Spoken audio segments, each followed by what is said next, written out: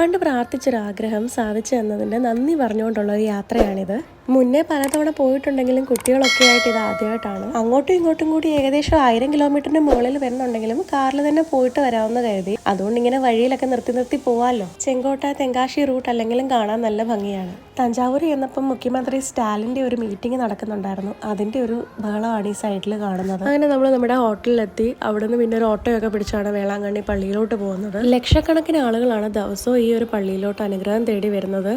എല്ലാവരുടെയും ആവശ്യങ്ങളും ആഗ്രഹങ്ങളും ഒക്കെ അമ്മ സാധിച്ചു കൊടുക്കട്ടെ. അങ്ങനെ ഞങ്ങളും പ്രാർത്ഥിച്ച് വീണ്ടും വരാമെന്ന് പറഞ്ഞ് അവിടെ നിന്ന് ഇറങ്ങി. നമ്മൾ താമസിച്ച ഹോട്ടലിൻ്റെ സൈഡിൽ ഒരു കുഞ്ഞു പള്ളിയുണ്ട്. അവിടെയും പെരുന്നാളായിരുന്നു. അപ്പോൾ രാത്രി മുഴുവനും കൊട്ടും ബഹളമായിരുന്നു.